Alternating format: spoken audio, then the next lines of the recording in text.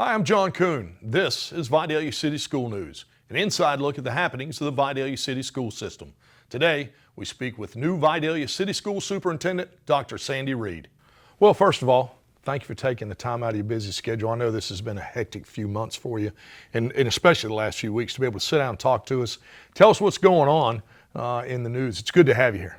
Well, thank you for having me, and I'm excited to be here to be able to answer your questions and hopefully questions of any of our stakeholders, our families, communities. So just excited for this opportunity to be able to reach out to everybody. Well, if it wasn't bad enough you were coming in a new role right before the summer, you also came in a time where we were redoing our strategic plan.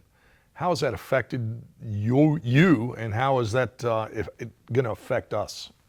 Well, first of all, the strategic plan is the blueprint for what you're doing as a school system. So it lets superintendents know where are the priorities, where do we need to focus, what are our strengths, weaknesses, opportunities, and threats. And so to be able to come in on the front side of that and really play a role in watching that roll out, what our stakeholders want, what our parents want, what our staff members want, what our students want, or even not necessarily what we want, but what we need, what's best for the students, which is the ultimate goal of the strategic plan, is to provide opportunities for the students for them to be successful. So coming in on the front side of that and really watching how it rolled out and being able to play a part in communicating with all of our stakeholders was huge. It allowed me to be able to see what are our priorities? Who are we as Vidalia City from a different lens? I mean, I've been part of Vidalia City school systems now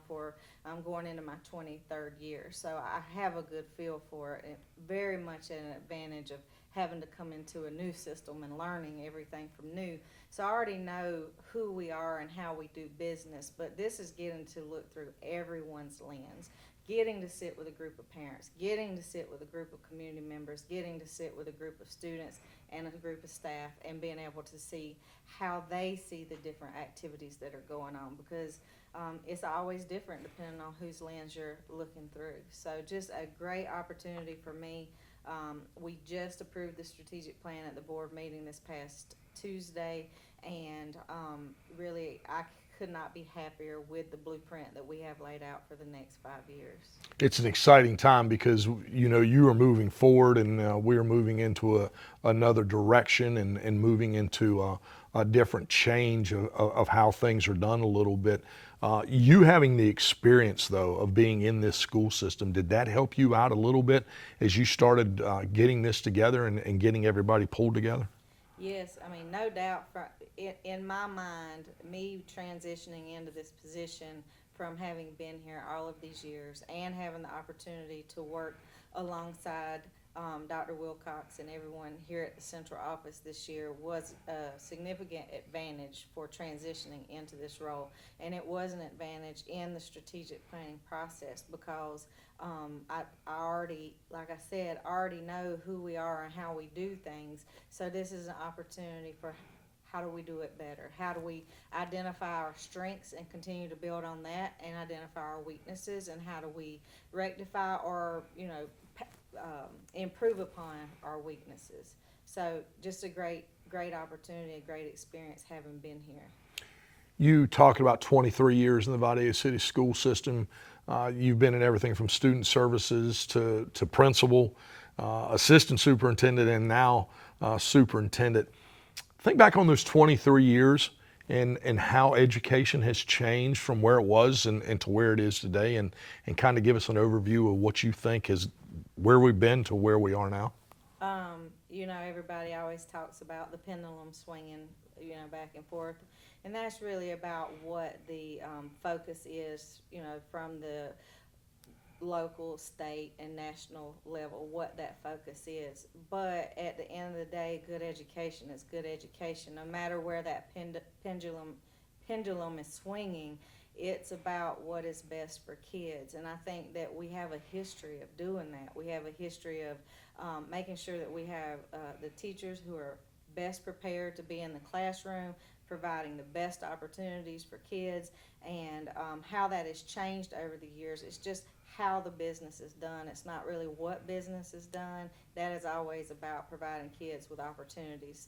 How that business is done is changed through technology, through the research, what research is identifying. For example, House Bill 538, the literacy bill that was passed through legislation last year. We've been preparing for that all year. It really goes back to what is good teaching of reading. It's nothing new. It's nothing mind-blowing. It is putting a laser focus on what are those best practices and what do we do as a system and as a state to ensure that every child has equitable access and opportunity to really good teaching. So I think we're doing a lot of the same things. We're just doing it better because we're putting that standardizing what we're doing. So regardless of what teacher a student has or what school they come through, they have an opportunity to have really good instruction. You came in obviously at the end of the school year, getting ready for a new school year. The transition, the improvement plans. We just got finished talking about our blueprint. You also had a change of staff here too, a new assistant superintendent and a new curriculum director, and brand new to the school system. So tell us a little bit about your assistant superintendent and your curriculum director. Well, I think that we are very fortunate to have both of those on staff, and I have been told that many times. Matter of fact, it's become, a running joke in places of what did you have to do to get Miss Brown and Miss Garvin to come to Vidalia City and to support your school system. And I didn't have to do anything. The system did that. The system, it's tradition and of excellence and its history of going above and beyond to do things for kids. That's something they wanted to be a part of. And so when we had those conversations and these opportunities became available, we were able to get the best of the best because we are the best of the best, and they want to be a part of that too. And they're only going to take us from where we are to even better. They're going to help in so many ways to do that and to extend that benchmark that we're reaching to, and the wealth of knowledge that they bring to the table. I mean, what they have in their brains is just unbelievable what they can bring to the table and to make us better. You are a person who likes to get things done on her own, so to speak. You want to make sure it's done Sandy way. How hard has it been to be able to say, okay, Dr. Brown, you take this, Kim, you take this, and you run with it, and then we'll meet back in the middle to try to mesh it all out. How hard has that been for you, the adjustment? It definitely is an adjustment for me because I do like to make sure that things are done a particular kind of way. But the good thing is when you're working with people who are the same caliber or work ethic or have the same high expectations that you do, it is a lot easier to let go of some of those things. That is definitely a weakness of mine. It's a strength to a fault. I mean, in moderation, it's probably a really good thing, but being able to turn that loose has been easier because of the type of people that I'm working with. Not just Lisa, not just Kim. Everybody here at the central office, our administrators in the school building, they are super strong right now, and so we're able to work together as a team. We have cabinet meeting every Monday. I meet with Miss Garvin and Miss Brown, and we talk about our strategic plan and what we're going to do strategically to push things to the next level. And then we go out and we're going to work with our district impact team and take what we're planning in cabinet meeting and extending that to even more people that are working at the administrative level, and then that information will go back to the schools for the schools to make it their own, so that we're not micromanaging everything that's going on at the school, but we're setting the expectations and setting the standards. And so for me to be able to turn that over has been much easier because we do have this blueprint. We have the people who are capable of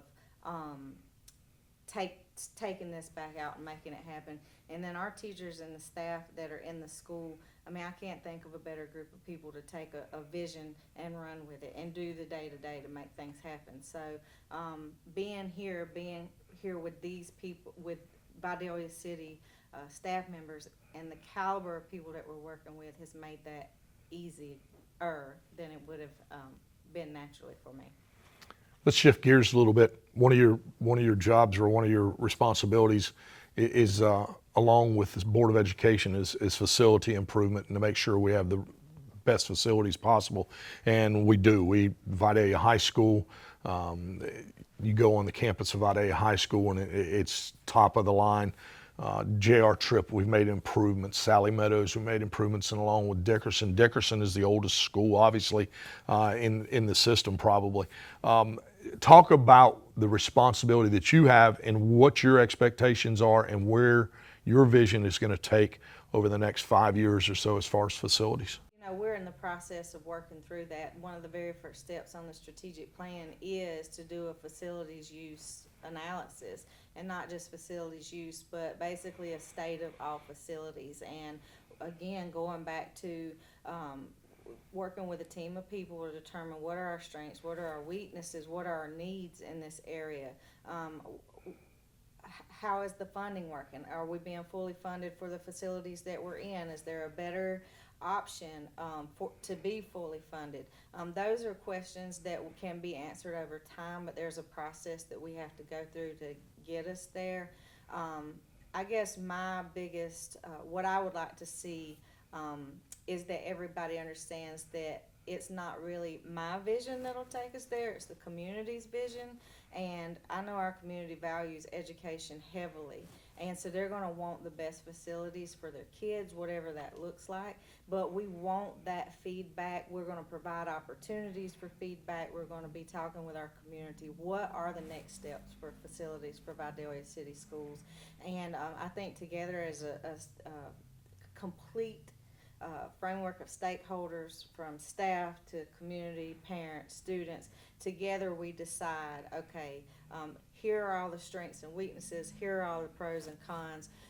These are the options that are showing to be best for our kids. Now, what do we value as a community, and how do we make those decisions together?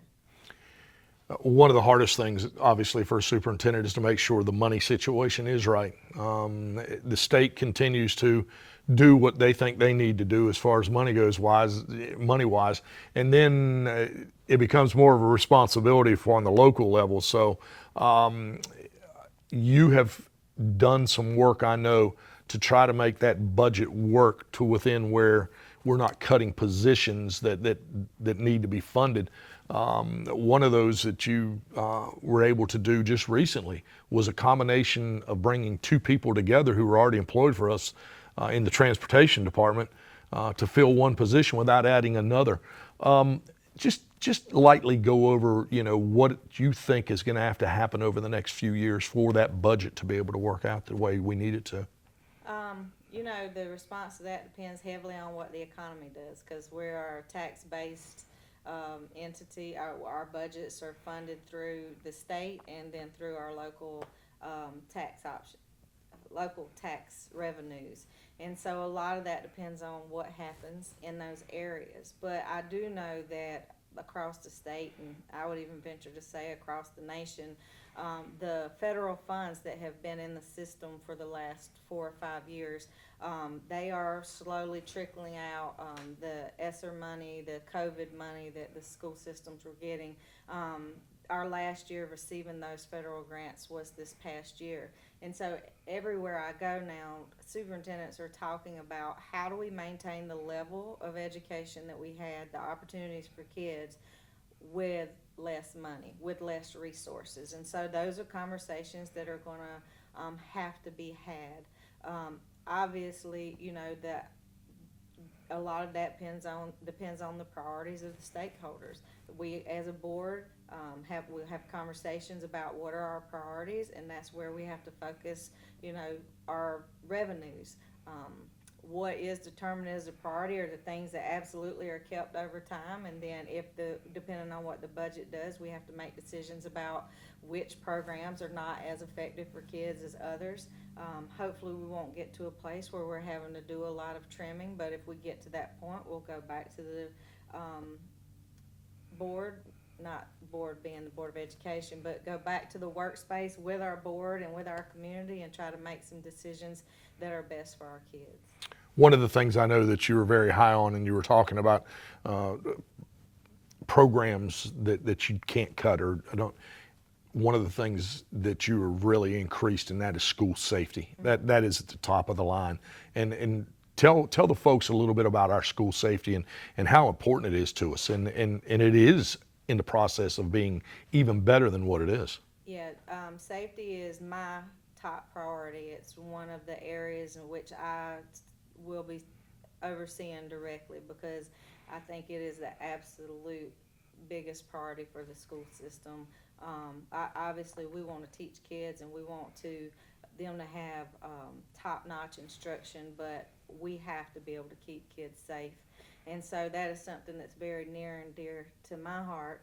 I think just over the last couple of years, the progress that we've made, we now have an emergency response system in place. We have security systems, security cameras at all of our schools.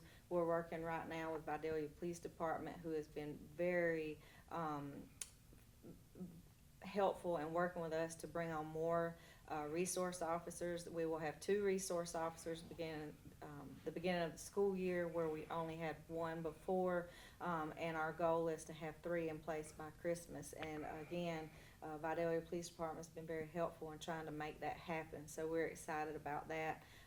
We're looking at upgrading security on the high school, looking at some options for artificial intelligence, for weapons detection, and metal detectors, and things that we would hope we would never have to have conversations about, but we're not willing to put our head in the sand about either. We have remote entry access. We have systems in place. We require all parents to show an ID to check out their students.